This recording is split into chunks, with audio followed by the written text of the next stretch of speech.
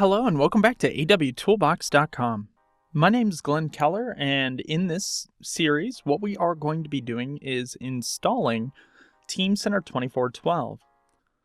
Now, what makes this course a little bit different than other courses that we've done in the past is in this course, we're going to take you through at a very high level the full installation process. Now, this course can be chalked up to an advanced course, as we're not going to get into things like how to run a command prompt or what is Oracle, but more along the lines of just kind of blasting through the installation, seeing how quickly we can get Teamcenter installed. We're going to take a look at things that we can do concurrently to save time. And then as we work through and get this done, we'll break it out and do a bigger course that kind of explains and defines some of those oddball additions.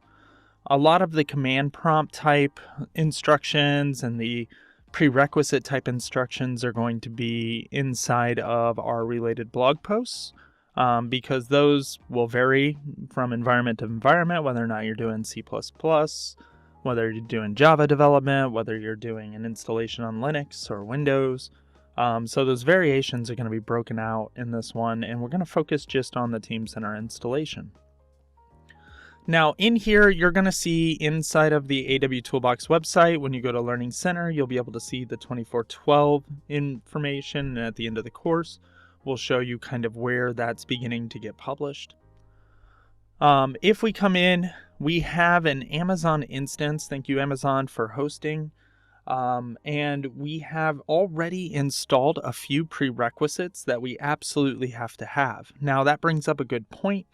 In this installation, we are doing bare bones installation. So we're getting kind of the features and applications and things that we need to just stand up an instance of Teamcenter with Active Workspace using Deployment Center. So preemptively, we've done the task of ensuring our operating system, which is a 2019 server, and our prerequisite applications, whether or not we're opening up Notepad++. In this case, we're going to use Visual Studio Code to edit our files and run our terminals. We've decided on our database. We are using Oracle in this case.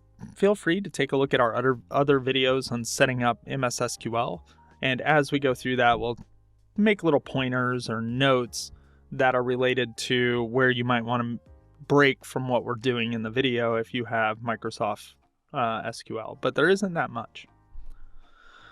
To get started, in this video, we are just going to show you the lay of the land inside of the image. So the course room machine has a couple of different things that we want to pay attention to. The first thing is you have internet access here. So feel free to go out to the website and pull up the application on here if you are taking the course with us. And that way you can put the notes kind of in the same window and full screen your RDP session or NICE session. With that being said, once you're in awtoolbox.com, you can go to the Learning Center and access the course. Obviously, if you're already watching the video, you've probably already done that.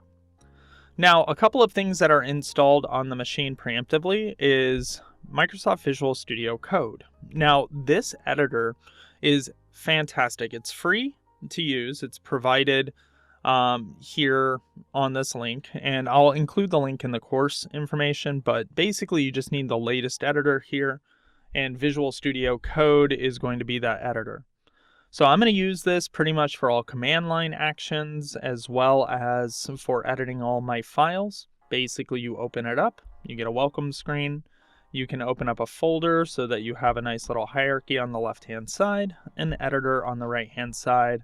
And then in here, we can create a new terminal by selecting terminal and then making sure that in Teamcenter terms, we're always going to use the command prompt. So just switching to command prompt, deleting the PowerShell entry, and then at this point we should be able to type and access all of our directories just like we normally would.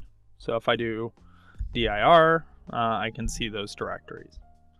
Make sure you're launching this as administrator if you need the permissions, and that is going to be our editor tool. So we'll include that link in the description.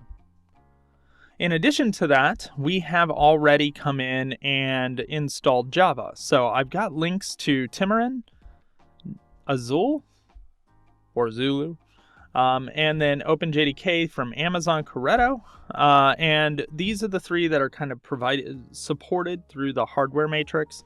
So you'll just need to make sure you line up the right version. Make sure you take a look at that hardware compatibility matrix, as the matrix shows various versions, specific point releases of Java that you're going to want to dive into. So we've got a couple of links for some of the supported. Oracle Java works, but it doesn't include a JRE. So these three do include a JRE, which we'll need throughout the process. In addition to that, we have a Google search for download Oracle 19c. We do have an Oracle account and we've downloaded it ourselves, but you can come in. If you don't have access to Oracle, you have to fall back on MS SQL. Those are the only two databases that are supported.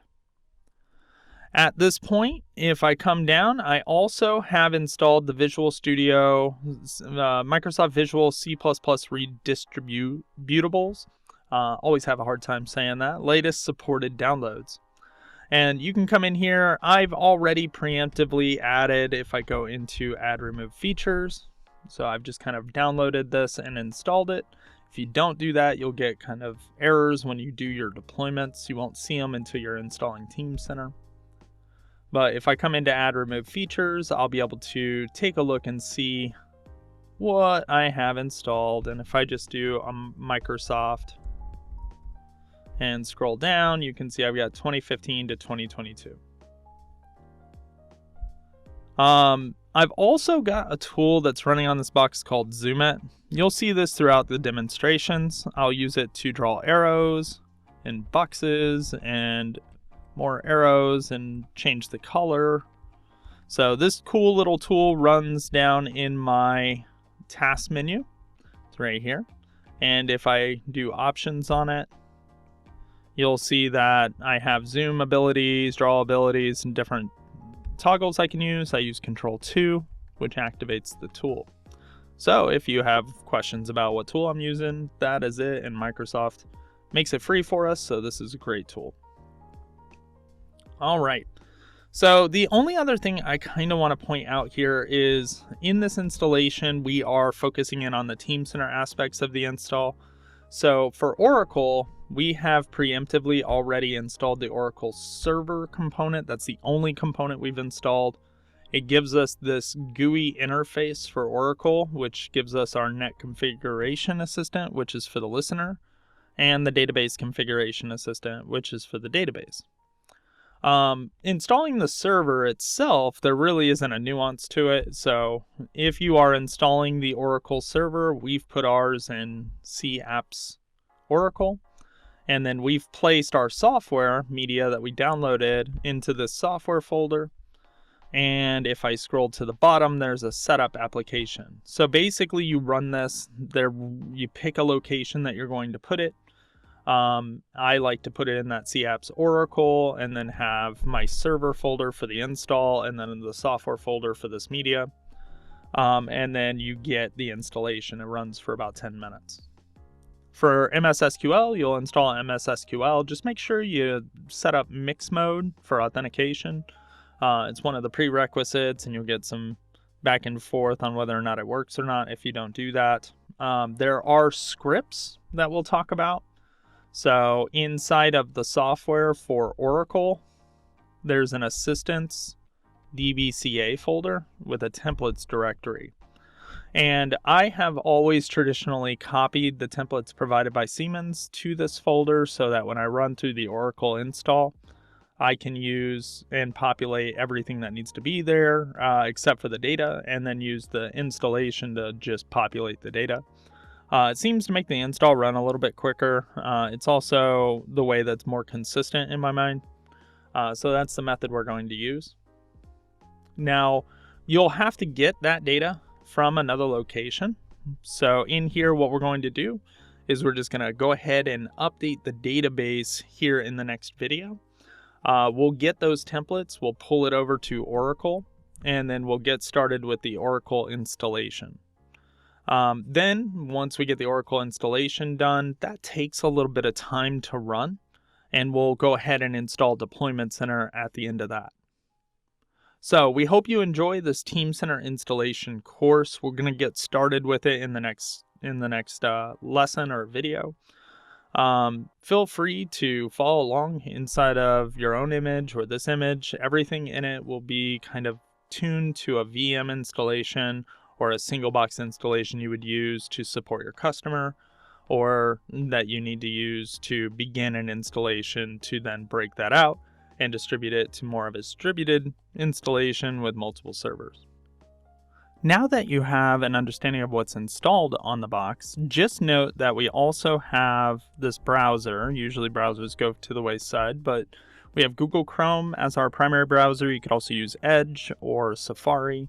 Either way, we needed a browser to access things, but let's go ahead and dive into the makeup of the machine that we're using today.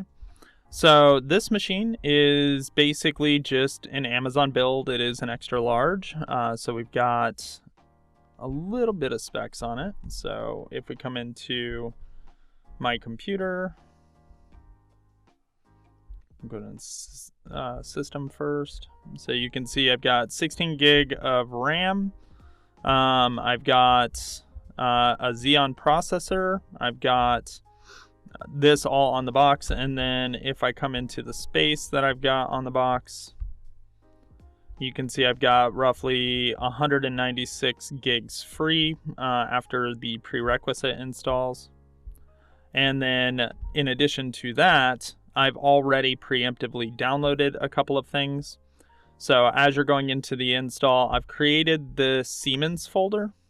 The Siemens folder is going to represent where I'm going to install components in the software. So Teamcenter 14 will be, or Teamcenter 2412 will be in here. You'll have your deployment center in here. This is just kind of where I'm going to install everything.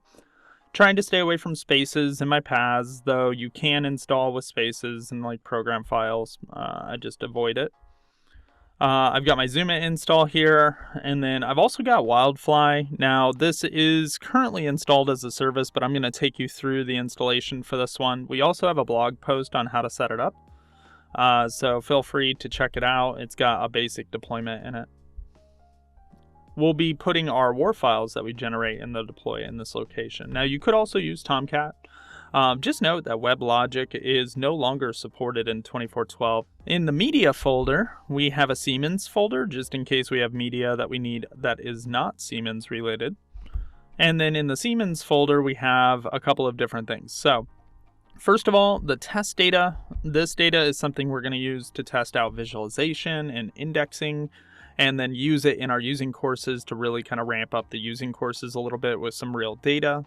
Thanks to Sherpa Design for providing this. Matt Martin was the guy who created it. It is just a little cutting head assembly, so it gives us some real world data.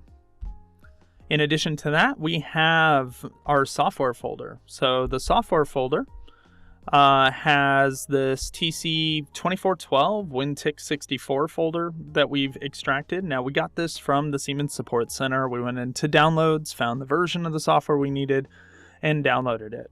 For those of you that have been installing Teamcenter in older versions, this is a little bit different than what we have seen before. So all the way up to about the 2312 installation, the packages, we would have to have a specific version of Active Workspace, a specific version of microservices, and a specific version of Teamcenter, and make sure they coordinate.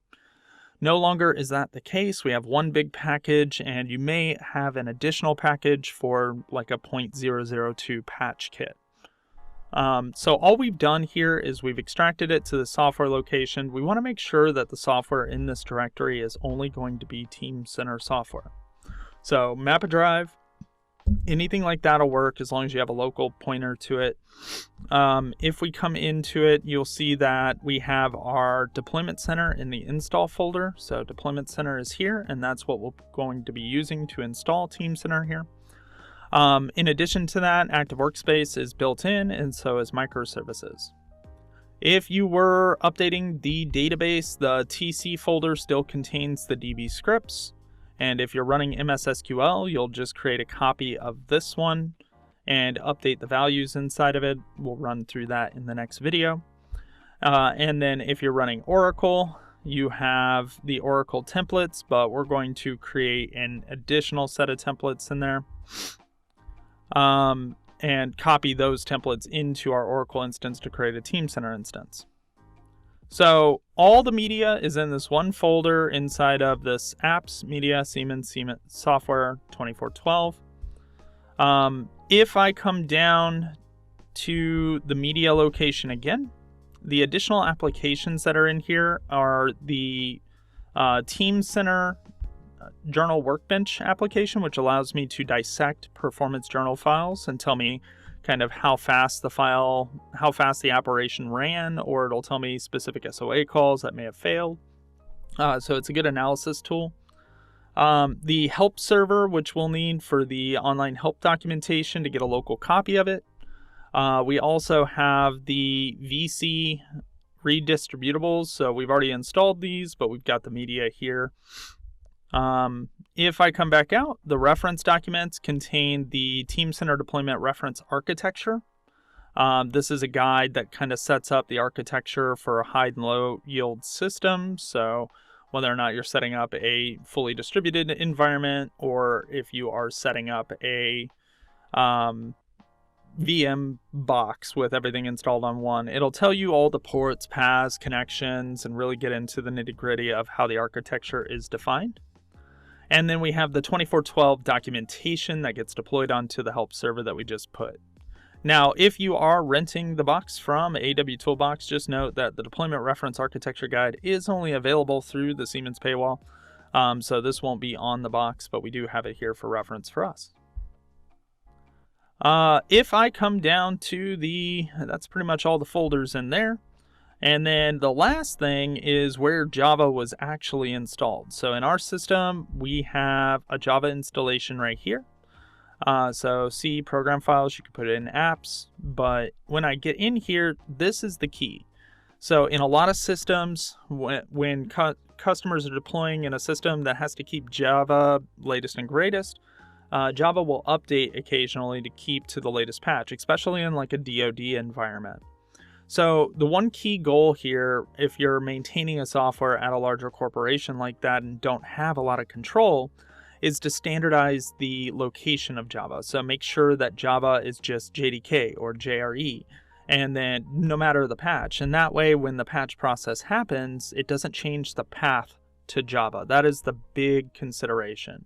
When a patch comes in and changes the path to Java, maybe the subfolder has a version on it, then all of a sudden Teamcenter is not going to work because the Java home is different now, whether or not the new patch of Java is supported. So just note that in our case, if I open it up, let's grab Notepad just for the temporary time, you can see that I've got Eclipse Tamarin 1703, which is supported by the matrix. So in here, we have this full system and we are ready to go. In the next video, we are going to dive into setting up and installing everything that we have to get installed to actually install Teamcenter. So we're going to dive into the Oracle database, and while that runs, we're going to get Deployment Center installed. We do have overviews that go a little deeper into the Deployment Center installation in 2312 and 2406. But in this one, we're going to try and take advantage of the time the database is deploying and actually run the Deployment Center as well. And I recommend you do the same if you're in a single box instance, or if you're planning out a timeline of actions for your team, then you can consider the Deployment Center install and the Oracle installation to be able to be run at the same time. So we thank you for joining us today. This overview of the course, the machine that we're going to be using, and some of the prereqs and installations you need to consider. In the next video, we'll get started.